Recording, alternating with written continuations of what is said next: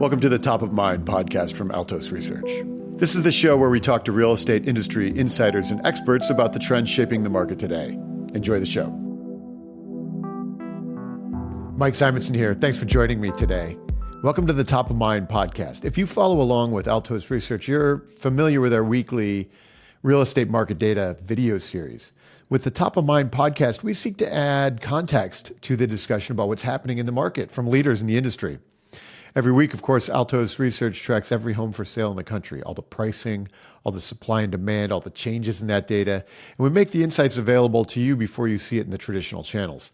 If you need to understand what's happening in the housing market now, or communicate about this market to others, go to altosresearch.com and just book a free report. You can have a free consult with our team. Let's review your local market and teach you how to use market data in your business. So today, I have a guest that I'm really excited about talking with, Dr. Arpit Gupta. Dr. Gupta is a professor at the NYU Stern School of Business. He's a prolific researcher in the housing market. His work investigates topics like affordability, taxes, and regulations, and how these impact the market, remote work, the future of offices, foreclosure. So many topics that we cover in this podcast and with my work at Altos and HousingWire. Dr. Gupta received a BS in math and finance from the University of Chicago and a Ph.D. from the Columbia Business School. Today, we're talking a lot about housing affordability. I love having guests like Dr. Gupta because I can challenge the hypotheses that I hold and my assumptions about how we can improve the world. We're going to dive into all kinds of data and learn how to draw conclusions about things like affordability, regulation, taxes, and how to improve the U.S. housing market. Dr. Arpit Gupta, welcome to the show. Thanks so much for having me. Let's dive right into it. Like the stuff you've researched and written about is like directly applicable to the work we do at Altos and the topics that I like to explore at HousingWire, and the housing market implications, the big challenges we're facing. So a bunch of the papers we're going to dive in and actually talk about a bunch of the papers. I've actually done some writing recently where I've cited some of them, but I'd like to start with your background and like how you got focused on the housing market and these topics. Great. So I was at the Chicago Fed in 2008. I was an undergrad at UChicago and graduated in 2009. And so I was right there in the middle of the financial crisis. I saw none of my friends were getting jobs, and I could see housing was a big part of the story. So I ultimately wound up doing research for a couple of years, focusing on these housing questions, and then got my Ph.D. in finance at Columbia. My dissertation was focusing all about the financial crisis and all the problems related to real estate, and I've since been working primarily on household finance real estate topics, trying to understand how the housing works and how we can hopefully make it work a little bit better. Yeah, that 2008 was formative for a bunch of us. I got us in there. I started Altos in January of 2006, and so like going through that cycle was a big part of understanding what we knew about the world. Okay, so you focused a lot of your work on the housing market and the implications of the housing market. I'm just going through like some of the papers that you've published, and so the first one I want to ask about is the costs of housing regulation and the impact of affordability. Affordability is a big crisis.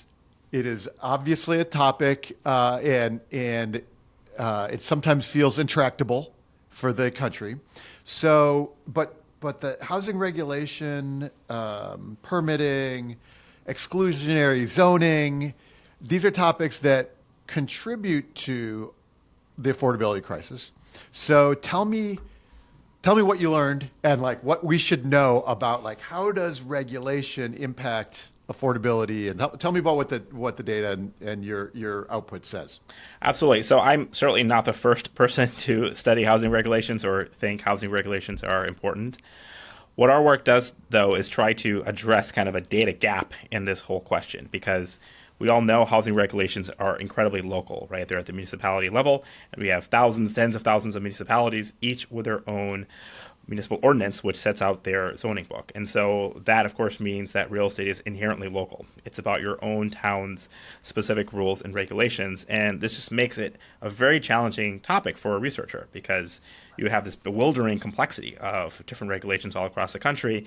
And if I have a 300-page long document attached to tens of thousands of municipalities, that kind of far exceeds the capacity of any one person to really know all of them. So the first step in that project was to determine whether or not advances in artificial intelligence, large language models, can enable us to simplify this complexity a little bit. And so we did a lot of work to understand how those models work and apply them towards the task of classifying municipal regulations. So we started with a set of about 20 questions that we wanted to see answered across municipalities. So these are questions like, what are your minimum lot size requirements like? What's kind of your permitting environment like? Are there any affordable housing mandates, things like that? So this isn't a complete set of housing regulations, but we thought we got a pretty good set of some of the most important ones. And we're able to ask the same set of questions in every single municipality, thereby constructing a data set which is publicly available for people to check out if they want to, that then expresses the rules of every municipality. So that was the first step, just kind of solving the knowledge gap and understanding what are housing regulations. Then we looked at them. now we know what the regulations are. We can sort of figure out what's going on. And first thing that I learned is that housing regulations don't all push in one direction at the same time. So that was sort of my thinking going into it, that you just have San Francisco, which is strong regulation, Houston that has less, and it's all kind of up or down. And instead, what we find is there's a lot more complexity and variation in how regulations work. To kind of simplify things, we basically find a whole cluster of regulations that coincide with basically blue urban cities. And a lot of these regulations are something that we call value capture. They're trying to exact value from real estate in one way or form and transfer to somebody else. So think affordable housing mandates. That's a rule that you have a 20% or whatever set aside for low-income housing residents. And it's something you can only get away with in a high-demand environment where there's so much interest in building that you can tax housing a little bit. So we find a bunch of regulations that kind of look like that. Then there's another cluster of regulations, which is really about enforcing bulk regulations. So think minimum lot size requirements, setbacks, frontage requirements, things like that. And we also find that those are common, particularly in suburbs. You kind of think you're like inner suburbs, and particularly strong in the Northeast. And these we connect to exclusionary zoning. So this is a set of practices that municipalities will do if they really don't want that left side of the housing distribution to be living locally and going to their schools and being in their community. So there's a lot of other things to dig in there, but those are kind of the two big picture takeaway items for how we summarize housing regulation into something that's a little more about demand and value capture, and something that's a little bit more about exclusionary zoning and affordability precisely. Got it. Yeah. So the problem of understanding regulations starts with understanding the regulations. So, like, what are they? The economist at Wharton that did like brute force categorization of like all of the regulations, but that's like work that can only be done once a decade or so, right? And is this so like automating some of that, thinking about like what are the regulations and which way are they pulling? Is it like using the AI to do that? Yeah, exactly. And I just want to emphasize, I think this is really general purpose technology, which can be applied in a lot of different contexts. So, for example, companies like Airbnb are very interested in these kinds of tools because it just, it informs the regulation of rental properties, right? Yeah. So it matters a lot for them. So these so there's a lot of different people, I think, that are interested in kind of cracking this problem of how do we process and understand regulations writ large at scale. Yeah. That's really a problem I think AI is very well suited for. That's terrific. So it leaves a couple of questions for me. One is when we think about the affordability problem, did you find in your work a class of regulation or a style or a specific instance that helps you form policy recommendations? Like you go, this is the worst one. Like don't do this if we care about affordable housing in America? Did you come up with that kind of insight? Well, we're doing a lot more work to try to come up with that granular assessment of if I'm a municipality and I can change one regulation, which one should I target? Yeah. Right? Because even if you agree that we would like to have more housing supply and fewer regulatory burdens, that doesn't really answer the question of where do you start? You have a million different places you could try to address. So that's exactly the question we haven't yet been able to fully target. But one thing we did look at specifically to your question about housing affordability is what are some of the regulations that seem to most associate with availability for low-income residents to afford housing. And so the way we kind of think about that is if I'm a person that earns a median income in my state or below median income, what housing units are available to me if I spend 30% of my income on rent or I have some multiple of income that I'm willing to spend to purchase housing. And one of the things we find is that it's that cluster of exclusionary zoning restrictions that are characterized by things like minimum lot sizes, frontage requirements, setbacks, lot coverage ratios, so on and so forth. Those regulations really are about trying to define the parameters of how expensive a house has to be, right? And so it's really about saying, no, you can't have this house on a 10,000 square foot lot. It has to be half an acre or an acre or 2 acres that you're actually building your house on. And so those regulations we find really have a strong and striking impact on affordability. Okay. And we find, so in California recently they've been passing some statewide density mandates, ADUs and things. I was initially skeptical that those might have an impact on affordability in the state. Do you think that they're perhaps aiming the right direction? Well, one of the things that really surprised us in our work, surprised me at least, is that California on many measures actually does not look unique relative to the rest of the country in housing regulations.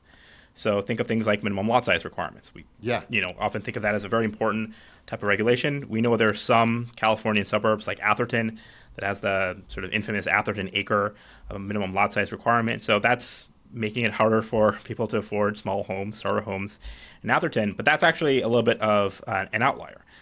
In fact, it's really the Northeast, New England, that has extremely high minimum lot size requirements relative to the rest of the country. So what's going on in California instead?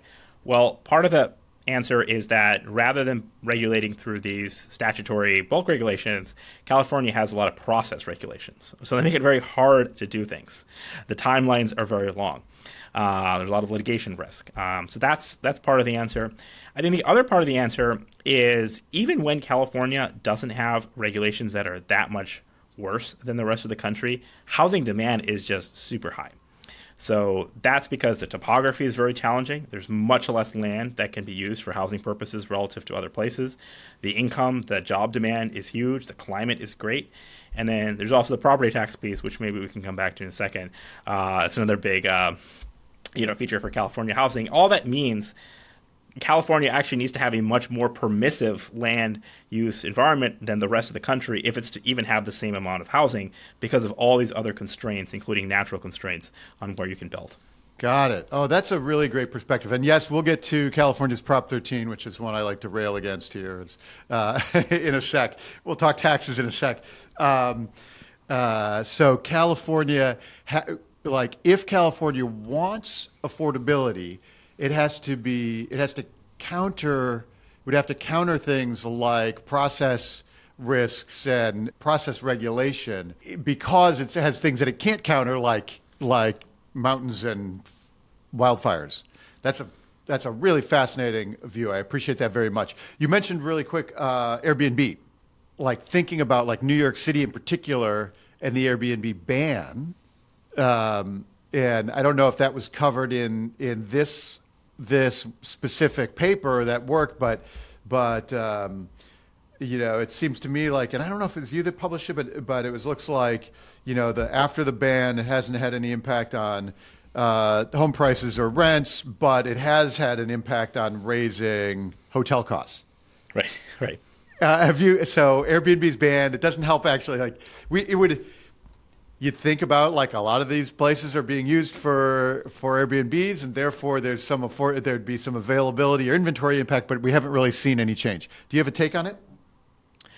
Well, I think with New York specifically, we have a whole bunch of problems. We have first the Airbnb ban, which, as you pointed out, is probably not really helping with affordability, but is sort of making hotels a little bit more expensive. It's sort of typical, I would say, again, of that first cluster of regulations that are sort of trying to impose some sort of tax or redistribution through the housing system.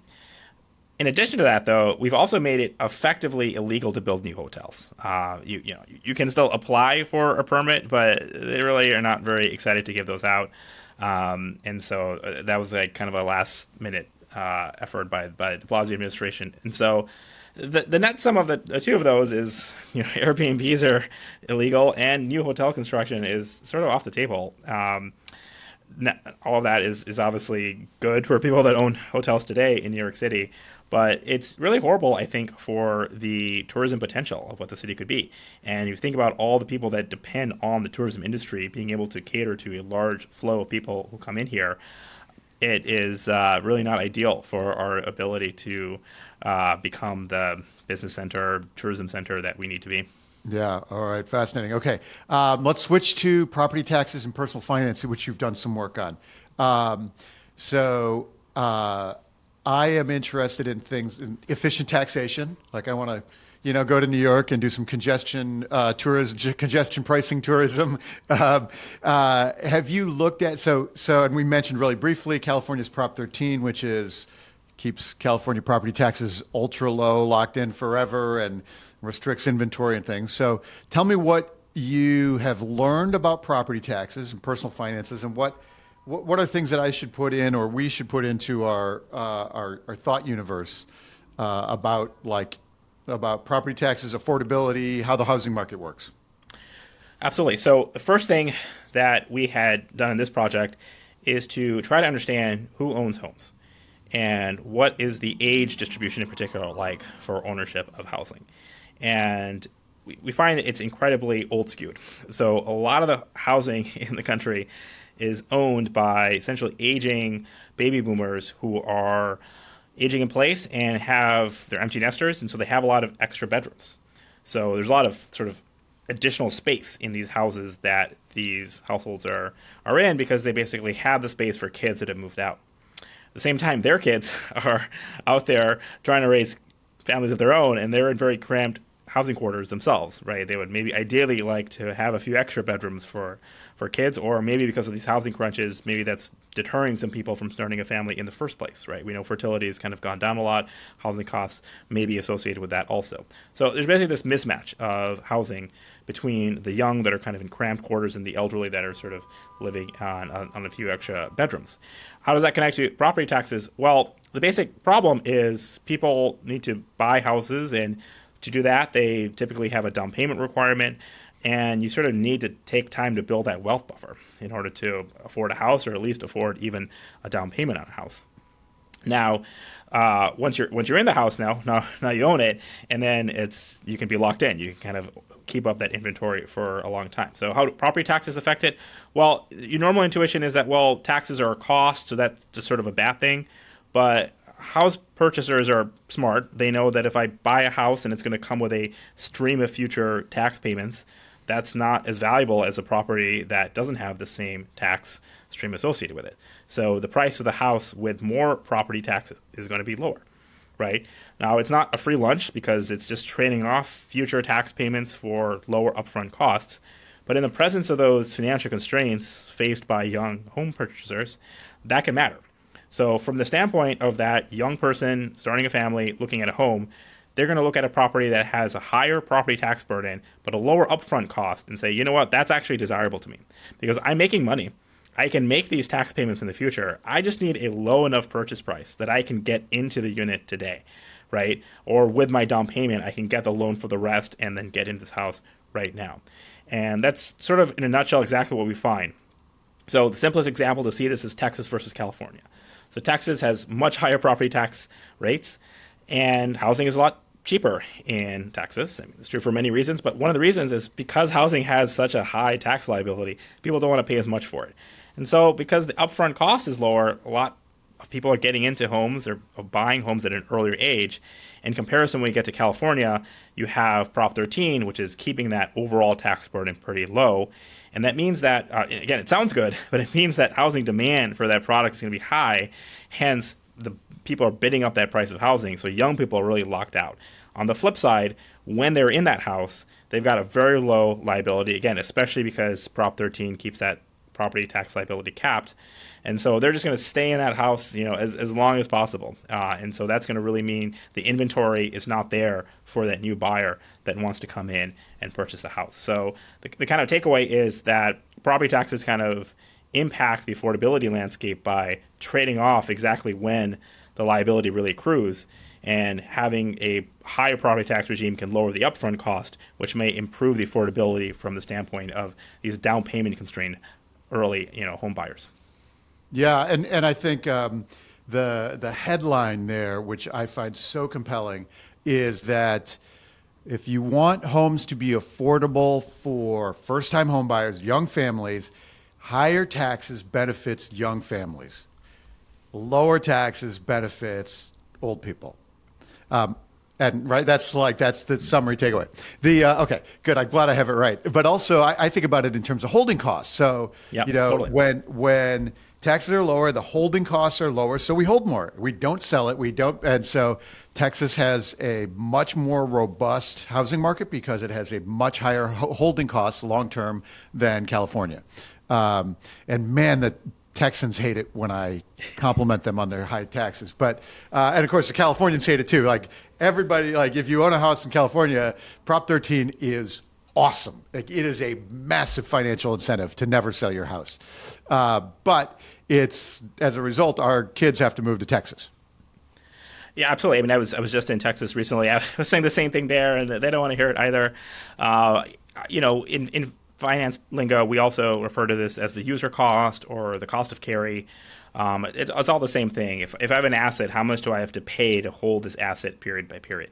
And the higher that holding cost or user cost, whatever it is, it encourages reallocation to the highest and best use. Because if I just sit on an asset and I don't really have to pay much for it, then I don't really have the incentive to utilize it to the greatest extent.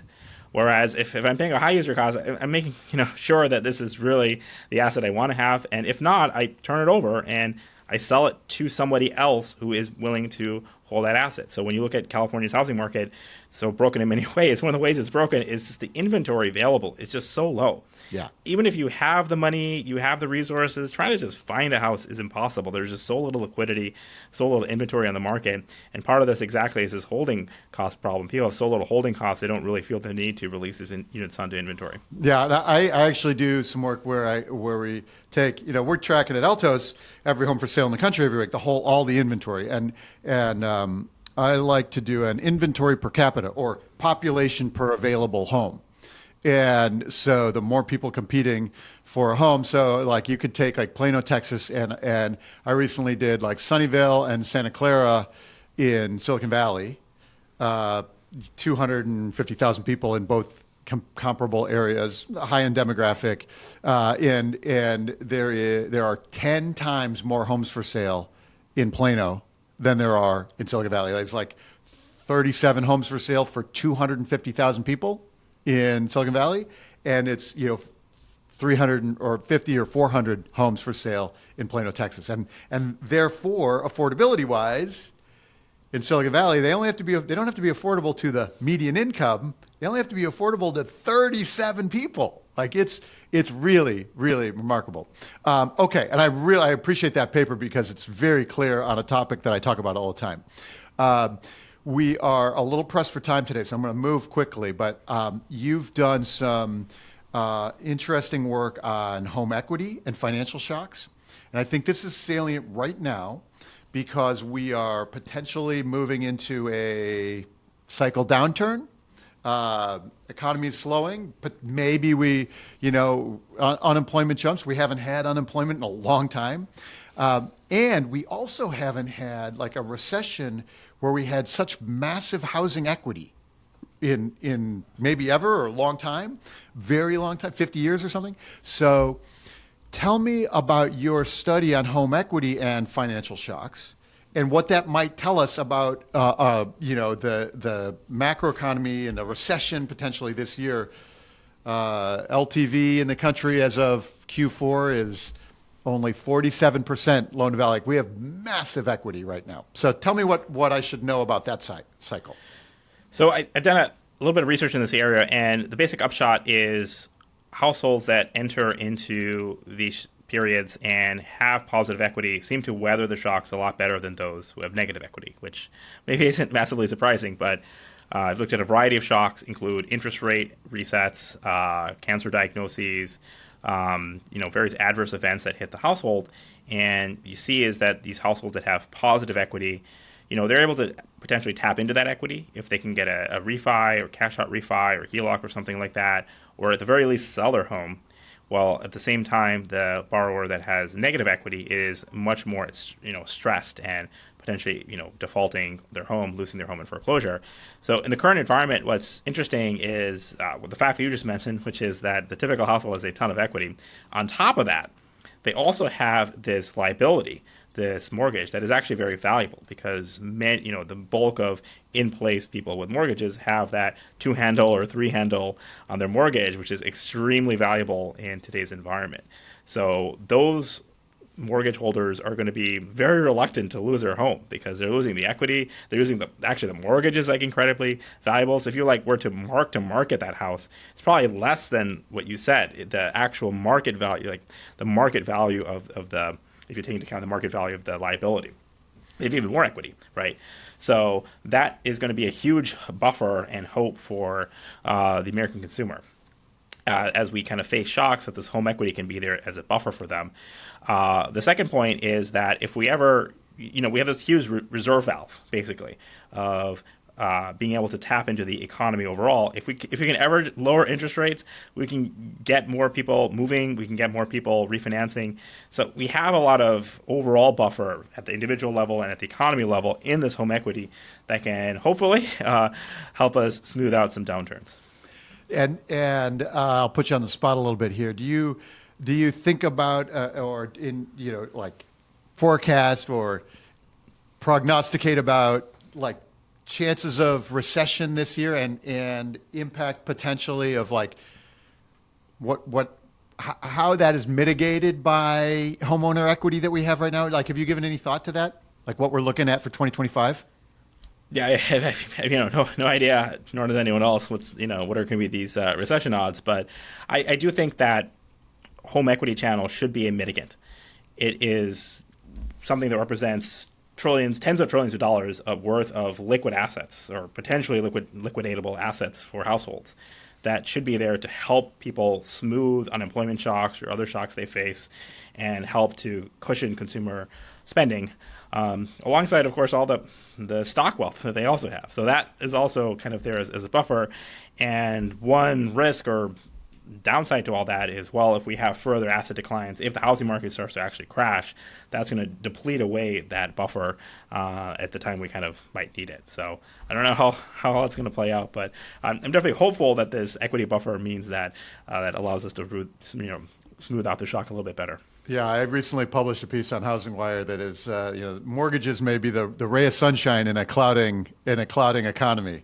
That's terrific. All right, let's one more bit of your work, and I could spend hours diving into this, but we're going to hit the high level today, and maybe we'll have you back on and we'll do some more detail. You've done work on remote work and remote work after COVID, and the office apocalypse. Tell me what the takeaway is there. I'm sitting here in downtown San Francisco amidst an office apocalypse. So tell me what to think about with remote work and the office residential mix and that side of your work. Yeah, well, I think our work was controversial a few years ago when it first came out, and it might be conventional wisdom at this point. So I'm not sure this is going to surprise your listeners at this point, but the basic upshot is we were trying to trace how the availability of remote work changed where households lived and therefore how real estate is valued. So we find that households are willing to move a little bit further away from the city center because they are not coming to the office every single day. So that has been a huge boom for all these suburban, exurban communities in the rings around city centers. And that's been true kind of across the United States. But especially heavy in areas that have a lot of remote work capabilities. And the flip side of that is, well, if you're not going into the office every single day, the value of those office buildings are also tanking. So you see that particularly strongly in places like San Francisco, which have a lot of tech workers. Those tech workers are gone. They're either working from home or they've moved to Texas or somewhere else. In fact, I think California has a smaller share of the country's software pool than it did pre-COVID. So employment has dispersed a little bit. And that is great for households. They have more options, they have more choices, but it puts a huge stress on the office building as a place that formerly was the location where all these workers came to. And even though we have some return to office now, particularly among larger companies, some sectors like finance, it's still not going back to pre-COVID levels. So it's kind of a pretty persistent shock that it means that we kind of need to find a new use for all these office buildings and kind of find a new purpose for cities. And so do you think if you look at, say, the economic incentives for remote work, both for the individual and for the companies and the incentives that some folks are using to get people back in the office, can you forecast trends for me? Do you think in 5 or 10 years, are we even more remote, or do you think is there a swing back? What's your sense on the next 5 or 10 years in the remote work assumptions?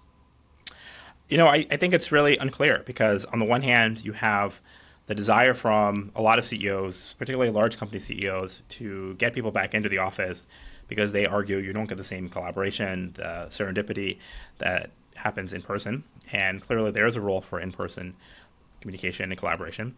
At the same time, we're also innovating on a lot of other tools and technologies, right? So we're using a podcasting system that's probably a lot better than what it would have been 5 years ago. And so our innovation and abilities to collaborate and work with each other continue to grow. So that's a force that argues in favor of a more dispersed worker base than previously. So I have no idea how it all is going to pan out, but it's something watching very closely. Is there a big takeaway there on remote work that you think, like, this is what we should know? Well, at this point it's baked into prices, so it's not, I'm not really telling you anything new, but what you observe in the marketplace is these inner suburbs are still very expensive. This is where people want to be. So that means that for the moment, the city center is a little bit of a relative bargain, at least compared to those inner city suburbs, and the office buildings are also a little bit of a bargain. Is it a value trap or catching a falling knife or a good buy? That's up for your listeners to decide. But right now, they're kind of in a bit of a distress category. Yeah. The condo prices, looking at condo prices in San Francisco, downtown San Francisco condo prices, price per square foot basis are back to 2015 levels. Like they haven't found a bottom yet. So that's, I think, a real 10 years back. Really fascinating. Dr. Arpit Gupta, I know you have to run. Thank you so much for your insights. Your work is terrific. I read more of your papers than any other academic work, and I'm like, oh, I'm going to cite this one, So I appreciate your time on the show today. I'd love to have you back, and we can spend more time and deep dive. Where should people follow you to see your work more? When you're publishing, I know you're on Twitter. Where do you like to do your work? Yeah, so you can find me on my website. That's arpitgupta.info, or you can catch me on Twitter or X or whatever at arbitrage. Great. We'll put that in the show notes. Thank you so much. I appreciate your time today. Thanks so much for having me. Goodbye.